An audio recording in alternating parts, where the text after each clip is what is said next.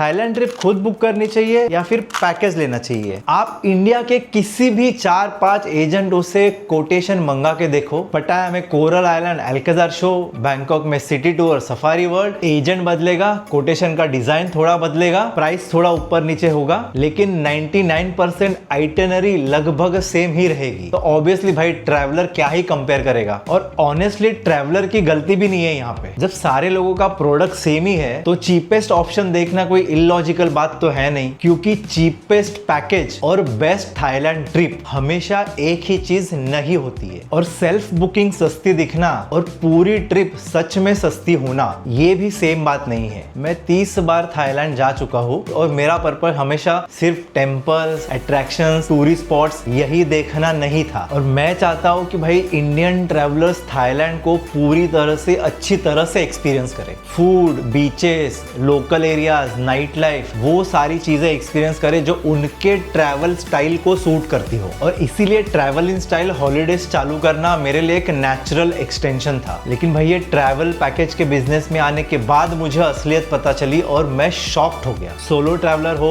Couple हो, family हो, senior citizen हो या फिर 2-3 लौंडे हो जो नाइट लाइफ एंजॉय करने के लिए जा रहे हैं, भाई सबको ऑलमोस्ट सेम ही आइटिनरी दी जा रही है। ट्रैवलर बदल रहा है, उनकी जरूरतें, रिक्वायरमेंट बदल रही है, लेकिन पैकेज नहीं बदल रहा भाई। देखो भाई मैं चीप पैकेजेस के खिलाफ नहीं हूँ। आपका गोल अगर सस्ते से सस्ता पैकेज ही लेना है तो भाई खुशी खुशी लीजिए, क्योंकि कभी कभी चीप पैकेज भी अच्छा हो सकता है और कोई एक एक्सपेंसिव पैकेज भी एकदम थर्ड क्लास हो सकता है। मैं अगेंस्ट में हूँ भाई लो एक्सपीरियंस वैल्यू के। और एक्सपीरियंस वैल्यू का सिंपल मतलब ये है, आपने जितना पैसा और हॉलीडे टाइम लगाया है उसके बदले में आपको असल में क्या एक्सपीरियंस मिल रहा है। कोटेशन में 10-12 इंक्लूजन्स, अट्रैक्शंस लिख देने से पैकेज कोई ऑटोमेटिकली अच्छा नहीं हो जाता। असली सवाल ये है कि भाई आपकी एक्चुअल ट्रिप कैसी थी, ट्रिप कैसे होने वाली है। अब बात करते हैं भाई सेल्फ बुक ट्रिप की। थाईलैंड की ट्रिप भाई खुद से बुक करना, खुद से मैनेज करना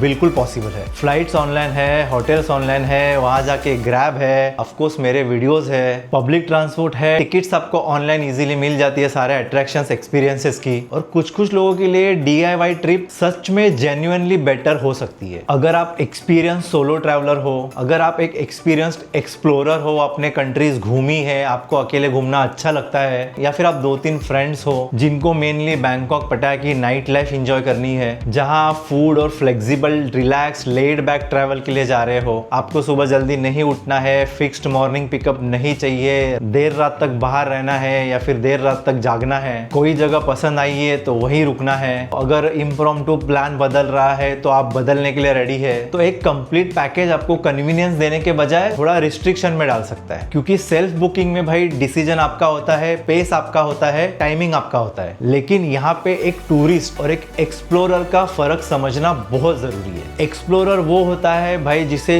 लोकल लोगों में घूमना पसंद है, लोकल कल्चर एक्सप्लोर करना पसंद है, उसे वहाँ का पब्लिक ट्रांसपोर्ट यूज करना है, उसके पास टाइम की कमी नहीं है। अगर उसे लगता है तो भाई वो हफ्ता भर एक ही जगह रुक सकता है। लेकिन जो टिपिकल टूरिस्ट होते हैं, फैमिलीज होती है, ग्रुप्स होते हैं, हम अपने काम धंधे से छुट्टी निकाल के आते हैं, तो ऐसे टूरिस्ट के पास भाई दिन लिमिटेड होते हैं। तो उनका प्रायोरिटी यही रहता है कि भाई जो इंपॉर्टेंट मेन चीजें हैं वो आप आसानी से स्मूथली कवर कर ले। और इसीलिए प्रॉपर प्री प्लान ट्रांसपोर्टेशन और फिक्स प्लानिंग उनके काम आती है। एक एक्सप्लोरर के लिए चीजें खुद ब खुद फिगर आउट करना उसके ट्रिप का हिस्सा हो सकता है, लेकिन एक टूरिस्ट के लिए वही चीजें उसके ट्रिप का समय खा सकती है। सेल्फ बुकिंग का भाई सबसे बड़ा फायदा है फ्रीडम। आपको मिलती है फ्रीडम आपके हिसाब से घूमने की, लेकिन उसका एक हिडन कॉस्ट भी है। 100% पूरी जिम्मेदारी आपकी होती है। होटल सस्ता लिया, लेकिन क्या वो सही एरिया में है?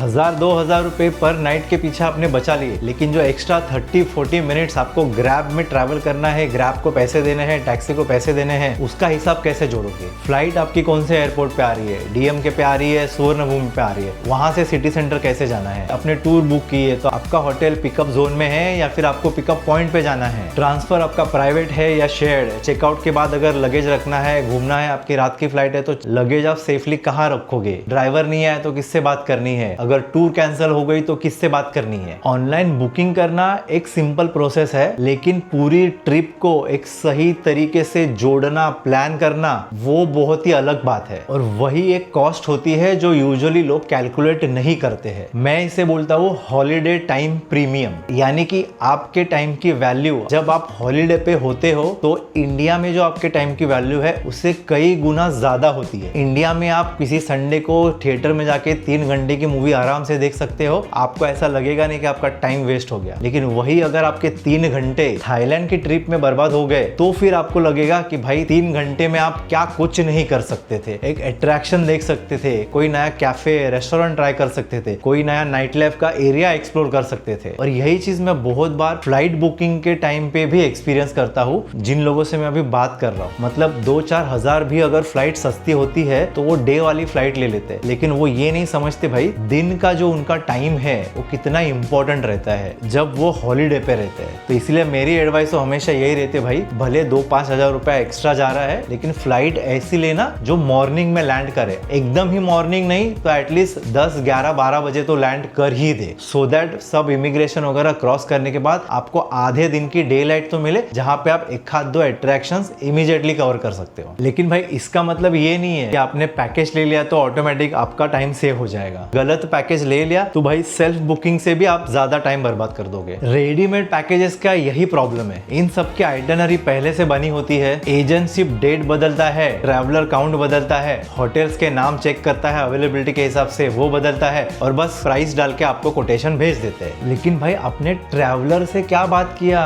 उनको समझा कब वो थाईलैंड क्यों जा रहा है, क्या उसको नाइट लाइफ में इंटरेस्ट है, क्या उसको साइट सीइंग में इंटरेस्ट है, क्या वो कपल है, क्या वो सोलो है, क्या वो सीनियर सिटीजन है, क्या वो पहली बार जा रहा है, क्या वो रिपीट ट्रैवलर है, उसको इस ट्रिप से क्या एक्सपीरियंस चाहिए, फैमिली अट्रैक्शन चाहिए, बीच डेस्टिनेशन पे रिलैक्स्ड हॉलीडे चाहिए, ऐसा भी होता है, इंडियन क्राउड ज्यादा नहीं चाहिए, बच्चे हैं साथ में तो किस टाइप का एंटरटेनमेंट चाहिए, सीनियर सिटीजन है साथ में तो किस टाइप के टूर्स और साइट सीइंग कर सकते हैं, प्राइवेट ट्रांसफर चाहिए या शेयर ट्रांसफर चलेगा, फ्री टाइम कितना चाहिए, शॉपिंग कहाँ करनी है, कैसे करनी है, और क्या क्या अट्रैक्शंस है जो फ्री टाइम में कर सकता है जो यूजुअली आइटनरी में इंक्लूड नहीं होते हैं। मतलब भाई ये यही चीज हो गई कि एक डॉक्टर है जिसके पास कोई भी मरीज जाए उसको डॉक्टर सेम ही दवाई देता है, भले फिर उसकी बीमारी कुछ भी हो। तो भाई क्या वो डॉक्टर अपना काम सही तरीके से कर रहा है? नहीं, वो बस उसके पास जो एक दवाई पड़ी है वो खत्म करने के पीछे पड़ा है। पेशेंट गया तेल लेने, अब पेशेंट की जगह आप खुद को डालो और डॉक्टर की जगह कोई भी एक ट्रैवल एजेंट को डालो और फिर समझो। मतलब भाई सोलो ट्रैवलर है, फैमिली है, बच्चे के साथ है, सीनियर सिटीजन के साथ है, लोंडे है, हर एक जन को भाई सेम ही आइटनरी चिपकाना कैसे लॉजिकल हुआ? क्योंकि भाई जैसी जिसकी जरूरत वैसा उसका ट्रैवल सोल्यूशन। रेडीमेड पैकेज का मतलब है सिर्फ बुकिंग मैनेज करना, लेकिन जरूरी नहीं है भाई कि वो ट्रिप आपके लिए भी सुटेबल है। और अगर आप ऐसे रेडीमेड पैकेजेस लेते हो तो आपको ऐसी जगह जाना पड़ता है जबरदस्ती जहां आपको जाने की इच्छा ही नहीं है क्योंकि आप पैसे देके बैठे हो। और भाई पटाया में जो कोरल आइलैंड टूर होती है वो इस चीज का एकदम प्राइम एग्जांपल है। भाई आइटनरी में लिखा होता है coral island by speed boat with lunch, बस उधर ही सब अपना दिमाग खो देते हैं कि भाई इतने सस्ती ट्रिप और अपने को लंच भी मिल रहा है। जिनको इस टूर का हिडन एजेंडा पता नहीं है वो सोचते हैं यार मस्त कोरल आइलैंड जाएंगे, बीच पे एंजॉय करेंगे, वहां घूमेंगे फिरेंगे,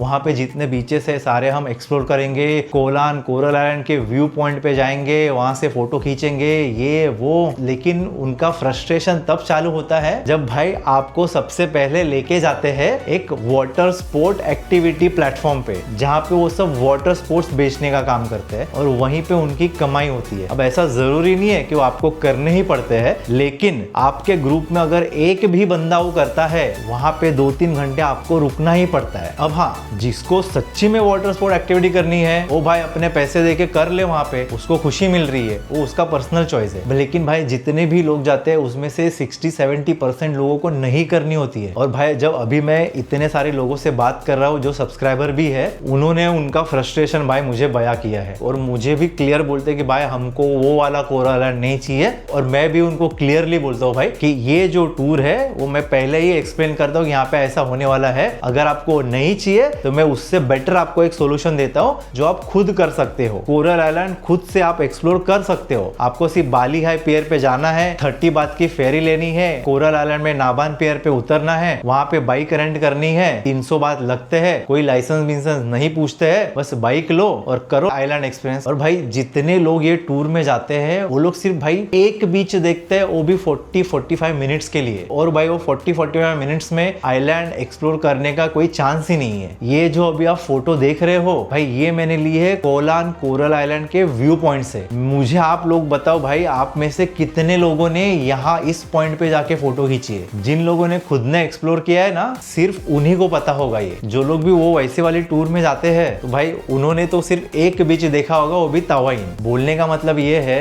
कि कोरल आइलैंड इंक्लूड होना और कोरल आइलैंड को एक्सपीरियंस करना, इस स्थिति में भाई ये दो अलग चीजें हो जाती है। और ये मिसलीडिंग कब बनता है? जब ये आपको बताया नहीं जाता स्टार्टिंग में कि भाई ऐसा ऐसा होने वाला है। आप सिर्फ सस्ता प्राइस और फ्री लंच देख के बुक कर लेते हो। तो भाई अगर रेडीमेड पैकेज सबके लिए नहीं है तो क्या सिर्फ एक ही ऑप्शन बचता है, खुद ही बुक करो और खुद ही चले जाओ? नहीं भाई, क्योंकि बहुत से लोग इस इंप्रेशन में है कि भाई हमारे पास तो दो ही ऑप्शन है, या तो खुद बुक करो या तो किसी का पैकेज ले लो। लेकिन भाई एक तीसरा ऑप्शन भी होता है जहां पे ट्रिप आप चूज करते हो, लेकिन उसकी प्लानिंग और एग्जीक्यूशन प्रोफेशनली मैनेज करवाते हो। और यहाँ पे आती है भाई कस्टमाइज ट्रिप। कस्टमाइज ट्रिप का मतलब ये नहीं है कि भाई रेडीमेड पैकेज में से एक होटल का नाम चेंज करके दूसरा होटल डाल दिया, या फिर एक अट्रैक्शन कट करके दूसरा अट्रैक्शन डाल दिया। कस्टमाइज ट्रिप में भाई ये समझा जाता है कि कौन ट्रैवल कर रहा है, ट्रिप का पर्पस क्या है, उसको इस ट्रिप से क्या एक्सपीरियंस चाहिए, कौन सी जगह मस्ट विजिट है, कौन सी जगह स्किप करेंगे तो चलेगा, ट्रिप फुल्ली पैक्ड चाहिए या फिर फ्री टाइम कितना चाहिए, ट्रिप का पेस कैसा होना चाहिए, night life, beaches, family comfort, shopping, priority क्या है, क्या ये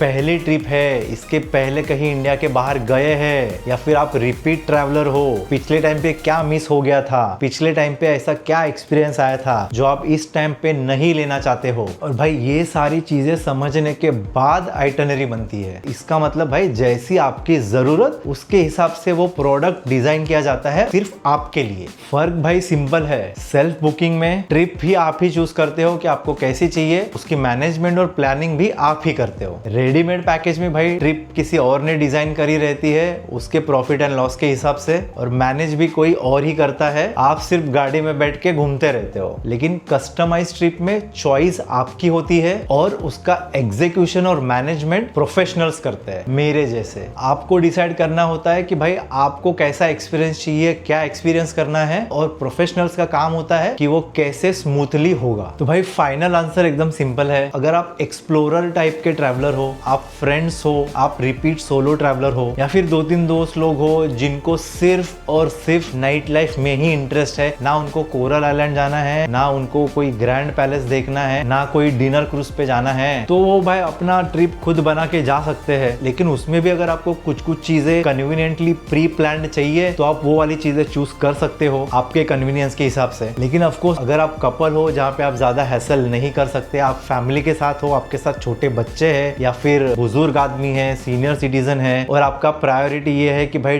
ट्रिप एकदम स्मूथली प्लान होना चाहिए प्रॉपरली, आपको कहीं खुद दिमाग लगाने की जरूरत ना पड़े, आपके पास डेज लिमिटेड है और मल्टीपल सिटीज और एक्टिविटीज स्मूथली कवर करनी है, तो ऐसे स्थिति में भाई एक प्रोफेशनल प्लानिंग की वैल्यू बढ़ जाती है। सिर्फ भाई 10-12 इंक्लूजन्स डाल के दिए है, वो देख के आपका पैकेज बुक मत करो। जिससे भी आप बुक कर रहे हो उसको भाई ये सवाल पूछो, क्या ये आइटिनरी मेरे लिए सूटेबल है? हर एक एक्टिविटी के बारे में पूछो, ये एक्टिविटी क्यों डाली है, इसमें क्या होगा, क्या एक्सपीरियंस आएगा मुझे, एक्चुअल में ग्राउंड पे टूर कैसे ऑपरेट होगा, होटल का लोकेशन कहाँ पे है, मेन सिटी सेंटर कहाँ पे है, नाइट लाइफ के स्पॉट्स कहाँ पे है, शॉपिंग का स्पॉट कहाँ पे है, वहां से मेरा होटल कितना दूर है, ट्रिप आपकी रिक्वायरमेंट पे बनी है, आपके हिसाब से बनी है, या फिर कोई रेडीमेड पैकेज आपको फॉरवर्ड किया है, क्या आपको आपके पैसे और हॉलीडे टाइम प्रीमियम के बदले प्रॉपर एक्सपीरियंस वैल्यू रिटर्न में मिल रही है। मेरे थ्रू ट्रिप प्लान होती है तो नेचुरली मेरे 30+ थाईलैंड ट्रिप्स का एक्सपीरियंस यूज होता है। लेकिन ऑफ कोर्स भाई मैं ये नहीं कह रहा कि आप मेरे से ही बुक कराओ, कहीं से भी करवाओ। इंडिया में हजारों ऐसी ट्रैवल कंपनीज होगी जो थाईलैंड के पैकेजेस देती होगी। बस कहने का मतलब यही है भाई, आप आपकी खुद की ट्रिप चूज करो, कोई बना बनाया रेडीमेड पैकेज के बदले पैसे देके मत आना। तो भाई कमेंट में बताओ आपको आपके थाईलैंड ट्रिप से